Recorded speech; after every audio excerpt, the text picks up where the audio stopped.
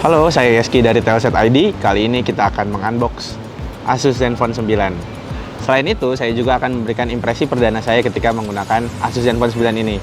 Untuk lebih lanjut, langsung aja kita unbox Asus Zenfone 9 ini.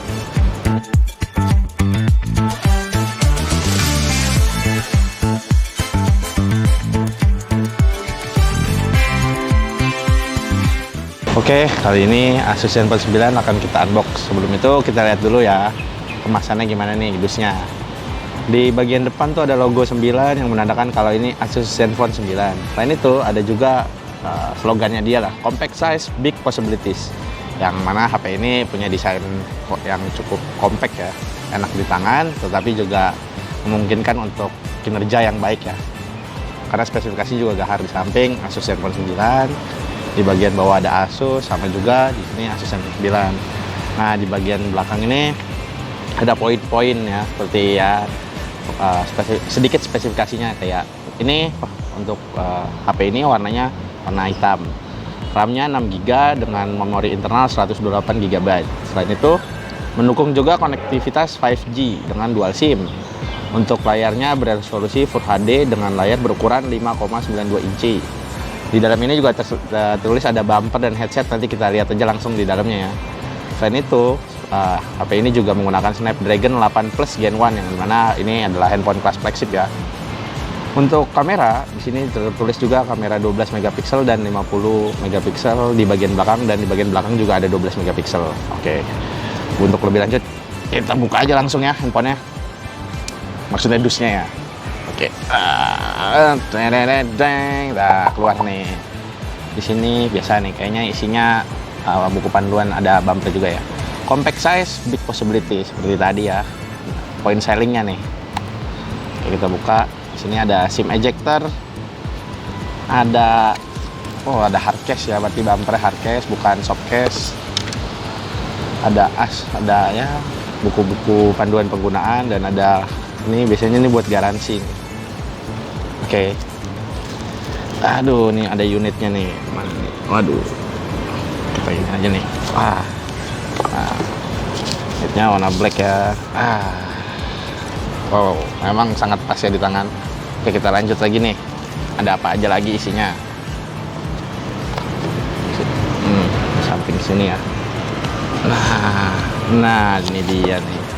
Sini ada kabel USB Type C to Type C ya, pasti mendukung pengisian daya yang cukup cepat ya.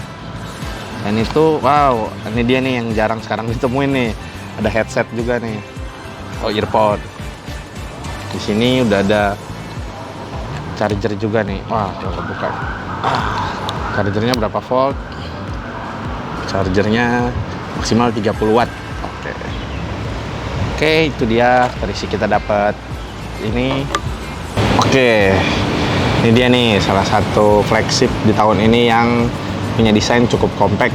Di sini kita lihat ya, di atas ini ada port jack 3,5 mm ya, yang biasanya sekarang nih udah jarang nih ada handphone yang menggunakan ini untuk di kelas flagship ya. Di bagian kanan ada fingerprint, dan ini juga ada tombol volume. Di bagian sampingnya kosong, ada antena ini. Di bagian bawahnya ada tempat SIM card. Belum tahu nih, kalau nggak salah infonya sih HP ini tidak mendukung micro SD ya. Terus di sini ada port USB Type C, dan di sini juga ada speaker ya, ada 2 lubang speaker ya. Wah, sayang aja nih speakernya baru cuma ada 2 ya. Biasanya di kelas flagship tuh HP-nya ada dual speaker kan.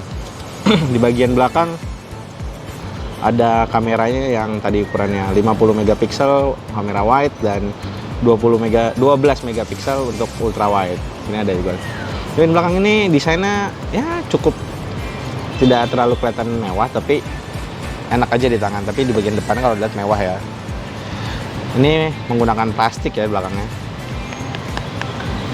Tapi kelebihan menggunakan plastik ini, dia desainnya enggak. Kadang kan kita kalau menggunakan yang bagian belakangnya kaca tuh kan suka sering cepet kotor lah, terus licin. Ini di tangan tuh nggak cepet kotor gitu. Terus selain itu enak juga grip di tangannya, pas gitu. Kayaknya buat masuk kantong juga nggak perlu sesak gitu. Kadang kan handphone zaman sekarang kan layarnya besar, terus masuk kantong tuh kadang kita susah beraktivitas agak susah kalau handphonenya gede gitu. Oke, langsung aja kita nyalain ya handphonenya. Nah, ini dia, powered by Android. Oke, ini dia handphonenya yang cukup dinanti-nanti untuk para penggemar Asus juga ya. Dan juga bisa bersaing untuk flagship lain ya. HP ini kurang lebih udah saya gunakan juga ya. Untuk pada saat awal saya menggunakan ini, saya cukup lihat kayak, wah ini ada HP flagship, tapi desainnya cukup compact nih.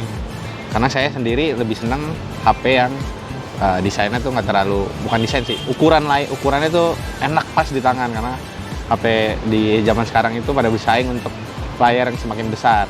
Tapi Asus sendiri memilih jalur yang berbeda nih. Dia memberikan flagshipnya dengan desain yang cukup compact. Nah, untuk dari desain ya itu ya tadi ya ulasan saya sedikit lah.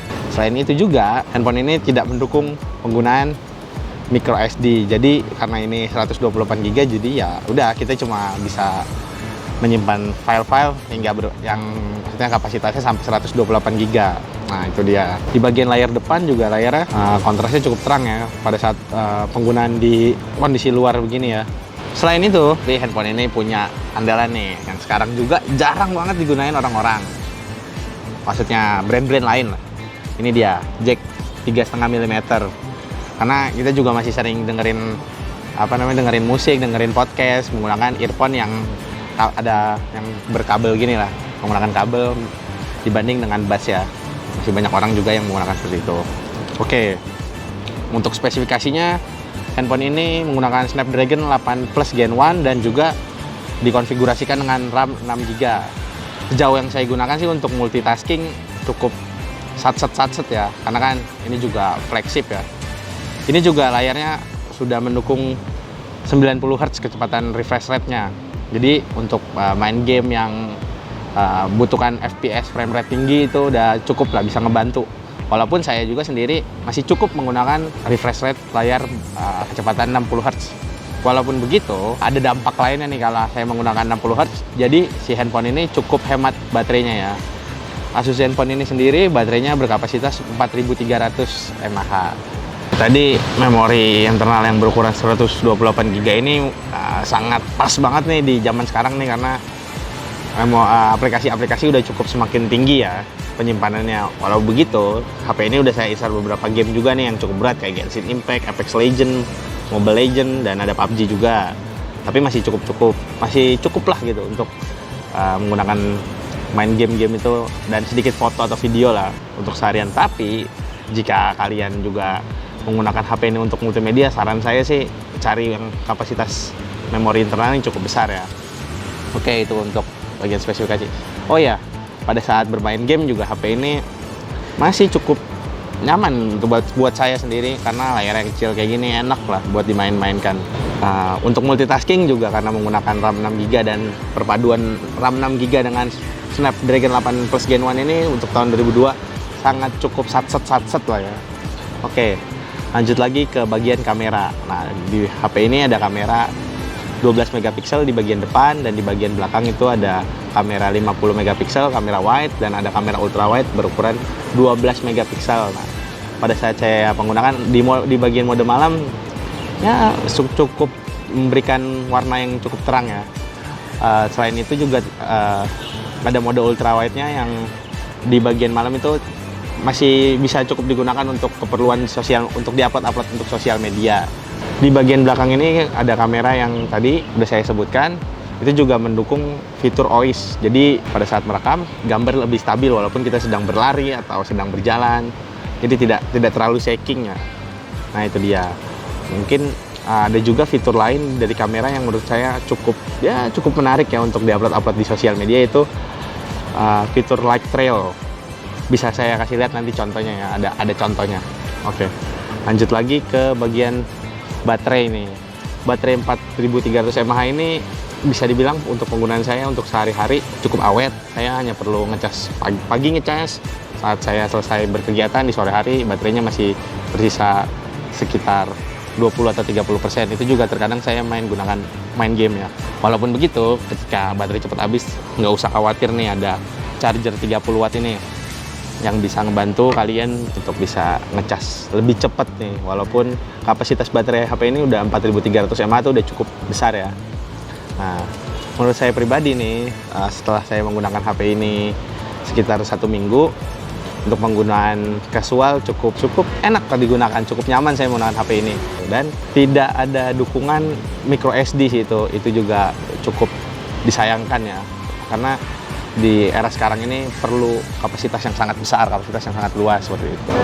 Untuk penggunaan gaming, HP ini cukup baterainya, karena baterai yang tadi kapasitas cukup besar, jadi penggunaan main game cukup awet. Karena saya juga perlu diingat lagi nih, saya hanya menggunakan refresh rate 60 Hz, saya tidak menggunakan 90 Hz karena menurut saya ya tidak terlalu penting lah buat saya. Tapi buat yang gamer-gamer ini perlu digunakan juga tuh fitur 90 Hz-nya.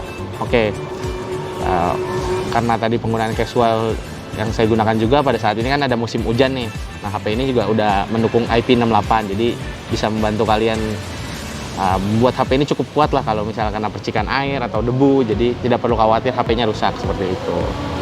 Buat kalian yang mau menggunakan HP ini, menurut saya kalau kalian suka HP yang compact, tentu ini udah paling cocok untuk kalian. Tapi buat penggunaan HP, yang suka HP layar besar, saya rasa sih kurang cocok untuk kalian seperti itu. Oke, kesimpulannya Asus Zenfone 9 ini sangat sesuai ya buat orang-orang yang suka HP yang dengan desain compact. Walaupun di HP ini compact, tapi memberikan kinerja yang sangat cukup baik. Tetapi buat kalian juga nih yang suka HP layar besar karena suka nonton film, menurut saya ini sangat kurang cocok ya. Apalagi buat dimain game ya, untuk orang-orang yang suka main game di layar besar, mungkin menggunakan handphone ini agak cukup tricky karena matanya yang biasa dilihat layar besar ke layar kecil itu jadi cukup mengganggu. Tapi overall, kalau cuma butuh penggunaan casual untuk kinerja sehari-hari, untuk kerja, saya rasa HP ini sangat cukup memuaskan. Walaupun masih ada sedikit kekurangan seperti tadi, dan juga belum ada micro SD, dukungan penyimpanan eksternal seperti itu. Itu dia overall dari review saya. Terima kasih udah nonton video ini. Sampai jumpa lagi di video-video berikutnya.